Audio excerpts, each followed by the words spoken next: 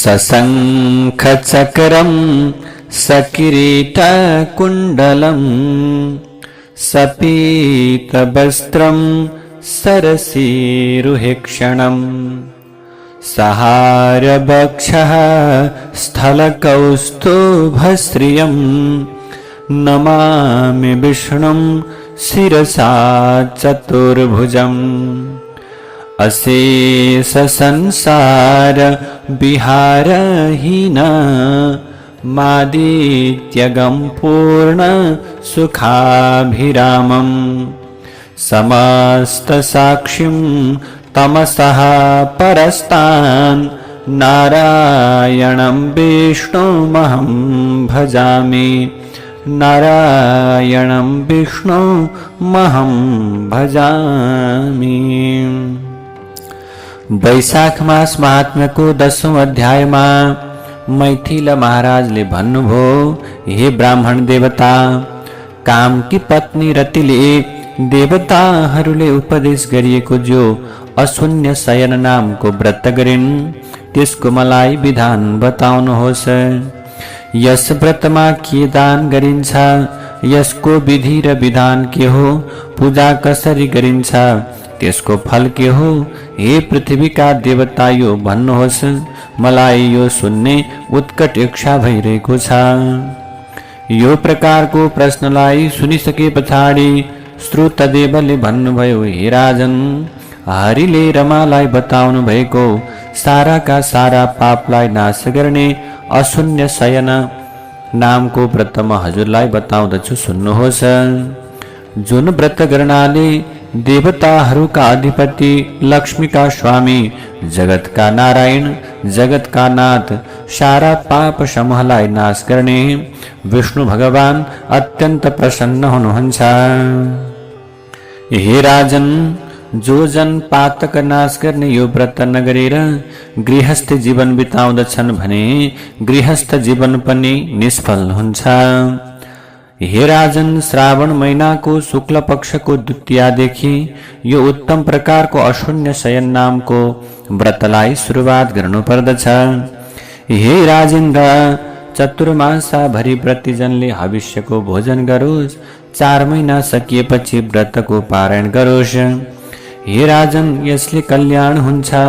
हरेक दिन लक्ष्मीले सहित भगवान जगतका पति जनार्दन भगवान विष्णुको पूजा आराधना गर्नुपर्छ। पारायणको दिन 4 प्रकारको खाना बनाउनु पर्छ। बाल बच्चा हुने व्यक्ति ब्राह्मणलाई, दुखी गरिबलाई दक्षिणा दिनु र सुन अथवा चाँदीको सुन्दर भगवान विष्णुको मूर्ति बनाएर उसलाई पीताम्बर वस्त्र पहिराएर राम्रा राम्रा फूलका मालाहरूले सजाएर बास्ना आउने सुन्दर सेता पुष्पहरूले, फूलहरूले भगवान पुरुषोत्तमको विशेष प्रकारले पूजा गर्नुपर्दछ। शय्यादान, वस्त्रदान, ब्राह्मण भोजन, दुखी गरिबहरूलाई भोजन गराउनु पर्दछ। अनि दम्पतिले भोजन गराएर दक्षिणाहरूले पूजा गर्नु पर्दछ। यस्ता किसिमले 4 महिनासम्म भगवान विष्णुको पूजा गरेर पारायण गरिसकेपछि मङ्सिर आदि महिनाहरूमा पहिले झैं भगवान हरिको पूजन गर्नु पर्दछ। यस्तै गरी प्रभु रुक्मिणी सहित राता चरण भएका भगवान श्री हरिको ध्यान गर्नु पर्दछ। चैत्र आदि 4 महिनामा पनि यसै गरी भगवान हरिको पूजा गर्नु पर्दछ। यसमा सनन्दन आदि मुनिहरूले चारैतिरबाट हमेशा प्रार्थना गरिने, भूमिका साथमा रहने, हरिलाई के गर्ने, भगवान हरिलाई सम्झेर भक्तिपूर्वक पूजा गर्नु पर्दछ। यस्ता प्रकारले वर्षभरिको व्रत पूर्ण भइसकेपछि आषाढ महिनाको द्वितीयामा व्रतको समाप्ति गर्नुपर्दछ। पहिलो पारायणमा अग्निस्थापनाले पञ्च संस्कार गरिएको अग्निमा अष्टाक्षर मन्त्रले हवन गर्नुपर्दछ। हे राजन, मङ्सिर आदि 4 महिनाको पारणमा विष्णु गायत्रीले हवन गर्नुपर्छ। अनि चैत्र आदि 4 महिनाको पारणमा तिमी जान पौरुषेय मन्त्रले शुभ अग्निमा हवन गर्नुपर्छ। भगवानलाई हर महिना पञ्चामृत खीर र घिउमा पकाएको मालपुवा भोग लगाउनु पर्दछ। यस्ता प्रकारले पूजा सामानहरूको क्रम मैले बताएँ। अब प्रतिमाहरू पनि तिमी जानिराख। पहिले चतुर्मासाको पारायणमा लक्ष्मीनारायणको तामाको मूर्ति दान गर्नु पर्दछ। बीचको 4 महिनाको पारायणमा परमात्मा कृष्णको स्वर्ण मूर्ति दान गर्नु पर्दछ। अन्तिम 4 महिनाको पारायणमा महात्मा बराहको चाँदीको मूर्ति दान गर्नुपर्छ। अनि केशव आदि नामले भोजन गराउनु पर्दछ। दीनदयालहरूलाई ब्राह्मणहरूलाई आफ्नो धन अनुसार जोडा वस्त्र लिएर अलङ्कारहरूले पूजा गरेर घिउमा पकाइएका विभिन्न प्रकारका मिष्ठान्न प्रसादहरू मालपुवाहरू 12 जना ब्राह्मणहरूलाई दक्षिणा अथवा कुनै सौगात दिएर सुन्दर प्रकारले भोजन गराउनु। अनि आचार्यलाई पहिले बनाइएका प्रतिमा दान गर्नु र पहिले दान गर्न निश्चय गरिएको शैयालाई सबै प्रकारको अलङ्कारहरूले सजाएर सुन्दर बनाएर त्यसमा विधिपूर्वक सर्वश्रेष्ठ लक्ष्मीनारायणलाई पूजा गरेर काँसको पात्र र अरू धेरै अपूर्व वस्त्र अलङ्कारहरूले दक्षिणाले पनि युक्त पारेर बालबच्चा हुने आफ्नो आचार विचार नियममा रहने व्यक्तिलाई ब्राह्मणलाई अथवा दुखीलाई दान गर्नु पर्दछ। पूजा गरेर विधिपूर्वक दान दिनु, भोजन पनि गराउनु। हे जनार्दन, जसरी हजुरको शयन लक्ष्मीले खाली रहँदैन यस्तै मेरो शैया पनि हे भगवान केशव यस दानले गर्दा कहिल्यै पनि खाली नहोस्। यसरी भगवानको प्रार्थना गरेर आफूले पनि भोजन गर्नु पर्दछ। पुरुषले अथवा राम्ररी अशून्य शयन नाम गरिएको यो व्रत महिला अथवा पुरुषले उत्तम यो प्रकारको व्रत गर्नु पर्दछ। हे राजाहरूमा श्रेष्ठ राजा, यसरी मैले तिमीलाई विस्तार पूर्वक व्रतको विधि बताएँ। जगतका नाथ भगवान खुसी हुनुभयो भने नाना प्रकारका कल्याणहरू हुन्छन्। ती देवताहरूका पनि मालिक खुसी भएका देवताहरूका पनि दुर्लभ मनोरथहरू पूर्ण हुन्छन्। भगवान खुसी हुनुभयो भने अतः सकभर प्रयत्न गरेर यो व्रत अवश्य पनि गर्नु पर्दछ। विशेष गरेर भगवान विष्णुको त्यो परम पदमा पुग्न चाहनेहरूले त यो व्रत नगरी हुँदैन। यस्ता प्रकार मैले तिमीलाई यस व्रतको गर्ने विधि र फल सबै बताएँ। अब के सुन्न चाहन्छौ? श्रुतदेवले यस्ता प्रकारले सोधिएका राजर्षि मैथिलले फेरि पनि ती मुनिलाई प्रश्न गर्दछन्। हे ब्राह्मण, वैशाख महिनामा छत्रदानको छातादानको महिमा विस्तार पूर्वक बताइदिनुहोस्। वैशाख महिनामा गर्न बताइएका कल्याणकारी कुराहरू सुनेर पनि मेरो अरू सुन्न इच्छा तृप्त भएको छैन।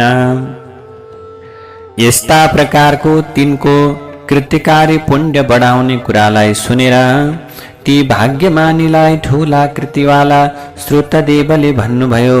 श्रुतदेवले भन्नुहुन्छ, वैशाखे धर्म तप्तानां मानवानां महात्मनां ये कुर्वन्त्यातपत्राणां तेषां पुण्यमनन्तकम्।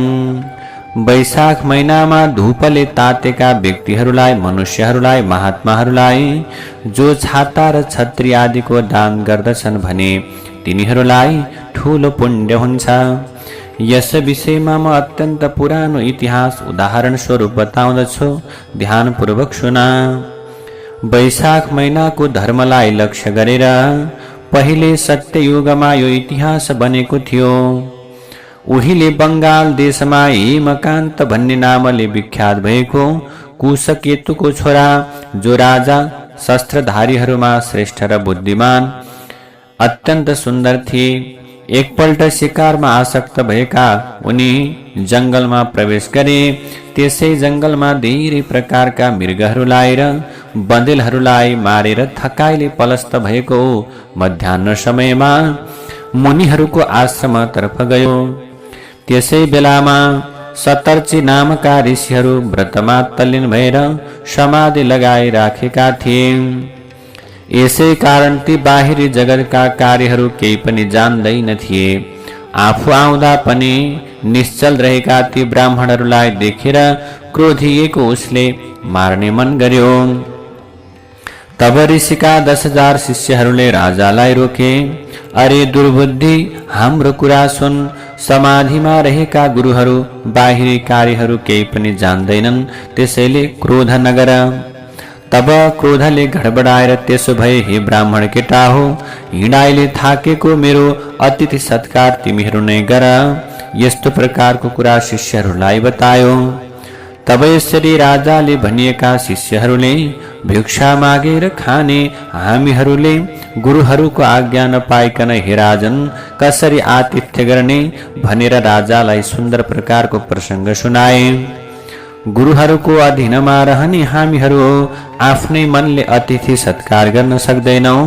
ऋषिका शिष्यहरूबाट यस्तो उत्तर पाएको उस राजाले तिनीहरूलाई मार्नका निम्ति धनु लियो। पशु चोर डाकाको भयहरूबाट अनेक प्रकार मैले रक्षा गरिएका, मैले दिएका दान लिने यी मेरै भरोसामा बाँचेका छन्। यी कृतज्ञ अभिमानीहरूलाई के गर्दछन्? यिनीहरूले मलाई नै जान्दैनन्। यस्ता यी आततायीहरूलाई लुक्न नदिई ती 100 ऋषिहरूकालाई शिष्यलाई के भयो, शिष्यहरूलाई मारिदिए। अरू सबै शिष्यहरू डरले तुरन्तै आश्रम छाडेर तिनीहरूलाई लुक्न नदिई 300 ऋषि शिष्यहरूलाई मारिदियो। अरू सबै शिष्यहरू डरले तुरन्त आश्रम छाडेर त्यहाँबाट भागे। शिष्यहरू बेपत्ता भइसकेपछि आश्रममा राखेका सामग्रीहरू राजाबाटै आज्ञा पाएका पाप बुद्धि भएका सेनाहरूले तुरुन्तै जबरजस्ती त्यहाँबाट लुटे र पेटभर भोजन गरे। तब साँझ परिसके पछाडि सेनाहरूले अत्यन्त घेरिए। अब राजा आफ्नो शहरमा आइसके पछाडि तब कुशकेतुले छोराको खराब कुरालाई सुनेर आफ्नो छोराको निन्दा गर्दै शहरबाट निकालिदिए। हे राजन, क्षमाहीन हुनाले शासन गर्न अयोग्य उसलाई आफ्नो देशैबाट निकालिदिए। त्यसरी बाबुले त्यागिएको राजा हेमकान्त अत्यन्त विह्वल हुँदै हुँदै घना प्रकारको जंगलमा पस्यो र हत्या गर्नाले अथवा खराब प्रकारको काम गरेको हुनाले अत्यन्त पीडित भयो। त्यस निर्जन त्यो जंगलमा धेरै कालसम्म उसको बसाइ भयो। व्याधाको काम गरेर भोजन चलाउँथ्यो। हत्याको कारण भागी भागी भट्कने उसले कहीँ पनि सुन्दर प्रकारले आनन्दको प्राप्त गर्न सकेन। यस्तै प्रकारले 88 वर्ष त्यस दुष्टका बिते। यस्तैमा तीर्थयात्रा गर्न हिँडेका त्रित नामका महामुनि वैशाख महिनामा घाम टाउको माथि भएको बेलामा त्यसै जंगलमा हिँड्दा घामले छटपटाएर प्यासले व्याकुल भएर छायादार रुख नभएको कुनै ठाउँमा मूर्छा परेर पछारिए। दैव संयोगले हेमकान्तले ती त्रित महामुनिलाई देखेर प्यासले अत्यन्त आकुल भएका, मूर्छा परेका, थाकेका उनलाई उस अधम राजाले के गर्यो? दया गर्यो। पलासका स्याउलाहरूले हम्केर घामको प्रखर किरणलाई छेकेर मुनिको शिरमा सुमसुमाएर अनि आफ्नो पात्रमा रहेको पानी पनि उसले के गर्यो? पिलाइदियो। त्यस बेला सेवाले के भए? त्यो प्रकारको सुन्दर सेवाले ती बेहोस भएका, आकुल व्याकुल भएका मुनि पुनः उठ्न थाले। तब टन्टलापुर घामको राप, थकाई, प्यासको पीडा हटेका ती मुनिले राजाले दिएको त्यो छाता लिएर केही स्वस्थ भएका उनी विस्तारै विस्तारै कुनै गाउँतर्फ पुगे। ब्राह्मणलाई ओत गरेर छाता दिएको त्यसै पुण्यका प्रभावले उसका विभिन्न प्रकारका पापहरू नाश भए। तब महारथी हेमकान्त अत्यन्त आश्चर्यचकित भए। अहो, मेरा पापहरू कसरी नाश भए? असाध्यै दुःख पाएका मेरा यी विभिन्न प्रकारका खराब पापहरूलाई कसले र कसरी हटायो? कुन कारणले यी कहाँ गए? यस्ता प्रकारले ब्रह्महत्या छुट्नको कारण सोच्न लागे। राजा यसरी सोचिरहेका थिए कि उसै बेला यमराजका दूतहरू वहाँ आइपुगे। यी महात्मा हेमकान्तलाई लिन आएका तिनीहरू वनमा बसे अनि ती महात्माको प्राण हर्नका लागि उनले संग्रहणी रोग उत्पन्न गरे। तब प्राण निस्किन दुःख पाएको उसले तीनवटा पुरुषलाई देख्यो। ती देख्दैमा डर लाग्दा अत्यन्त ठाडा ठाडा केश भएका महाभयंकर यमराजका दूतहरू थिए। तब राजा आफ्ना कर्महरू सम्झँदै चुपचाप रहे। हे राजन, छाता दानको प्रभावले यत्तिकैमा उलाई विष्णुको स्मरण भयो। उस राजाले सम्झिएका महाविष्णुले विश्वक्सेन नामको आफ्नो मन्त्रीलाई बोलाएर भन्नुभयो कि झट्टै तिमी गएर यमदूतहरूलाई रोक। वैशाखको धर्ममा लागेको हेमकान्तको रक्षा गर। पाप निख्रिएको यो मेरो भक्त कन उसको बाबुलाई सुम्प उसको शहरमा गएर मैले भनेका सबै प्रकारका कुराहरू कुशकेतुलाई बुझाउनु। सारा धर्म त्यागेको ब्रह्मचर्य आदि नियम नभएको पनि मानिस वैशाखमा धर्ममा लाग्यो। वैशाखमा उसले सम्पूर्ण प्रकारका पापहरूको प्रायश्चित्त गर्यो। अब उसले पाप नगर्ने प्रतिज्ञा पनि गर्यो भने त्यो प्रकारको भक्त मेरो प्यारो अत्यन्त प्यारो हुन्छ।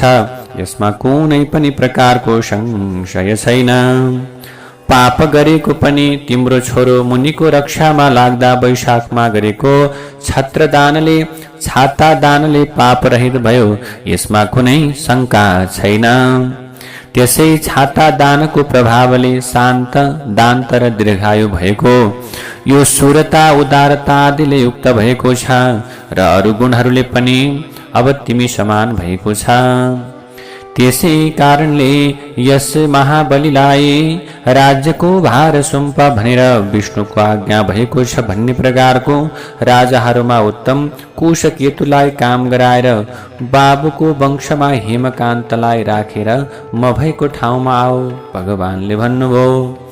यसरी भगवानले काम गराएका ती बलवान विश्वक्सेन हेमकान्त कहाँ पुगेर यमराजका दूतहरूलाई उनले के गरे हटाएर त्यस पापी राजालाई उसका अङ्गहरूमा आफ्ना हातले चाँडै नै सुमसुमाए। भगवानका भक्तको स्पर्शले तुरुन्तै राजा व्याधिरहित भयो अनि त्यसैसँग विश्वक्सेन उसको नगरमा गए। तिनलाई देखेर प्रभु कुशकेतु आश्चर्यचकित भए। भक्तिपूर्वक भुइँमा दण्ड पसारिए झैं शिरले ढोगेर परमात्माका पार्षदलाई घरभित्र प्रवेश गराए। अनेक प्रकारका के गरे प्रार्थनाहरूले स्तुति बिन्ती गरेर अनेक वैभवहरूले उनको पूजा पनि गरे। महाबली विश्वक्सेनले धेरै खुसी भएर हेमकान्तको उद्देश्य गरेर पहिले विष्णुले जति कुरा भनेका थिए ती सबै उनलाई भने। त्यो सुनेर कुशकेतुले छोरालाई शासन कार्यमा राखेर विश्वक्सेनले उपदेश गरिएका उनी आफ्नी पत्नी सहित भएर वनमा गए। यसरी विश्वक्सेन पनि हेमकान्तलाई सरसल्लाह दिएर हेमकान्तले अत्यन्त पूजा गरे। उदार दिलका बुद्धिमान उनी भगवान विष्णुका पासमा पुनः रहनका निम्ति श्वेतद्वीपतर्फ प्रस्थान गरे। तब राजा हेमकान्तले पनि वैशाख महिनामा गर्न बताएका कल्याणकारी भगवान विष्णुलाई अत्यन्त प्रसन्न गराउने धर्महरू हरेक वर्ष गर्दै रहे। ब्राह्मणहरूमा भक्ति गर्ने, धर्म मार्गमा रहने, शान्त जितेन्द्रिय, सारा प्राणीहरूमा दया गर्ने, सारा यज्ञमा दीक्षित हुने, सारा सम्पत्तिले परिपूर्ण, आफ्ना सन्तानहरूले घेरिएको भएर समस्त भोगहरू भोगेर अन्त्यमा उनले के गरे विष्णु लोकको प्राप्ति गरे। सुखैले गर्न सकिने, सजिलै गर्न सकिने, धेरै पुण्यको कारण भएका पापरूपी इन्धनको समूहलाई नाश गर्न अग्नितुल्य भएको, सजिलै प्राप्त गर्न सकिने धर्मदेखि लिएर मोक्ष पर्यन्त पुरुषार्थको कारण भएको वैशाख महिनाको धर्मको समान अरू धर्म देखिँदैन। जय जय श्री स्कंद पुराणे वैशाख महात्मे नारदाम्बरीश संवादे छत्रदान प्रशंसनं नाम दशमोऽध्यायः। नारायण हरि हरि। श्री कृष्ण गोविंद हरे मुरारे, हे नाथ नारायण वासुदेवा। अनंत वैकुंठ मुकुंद कृष्ण, गोविंद दामोदर माधवेति।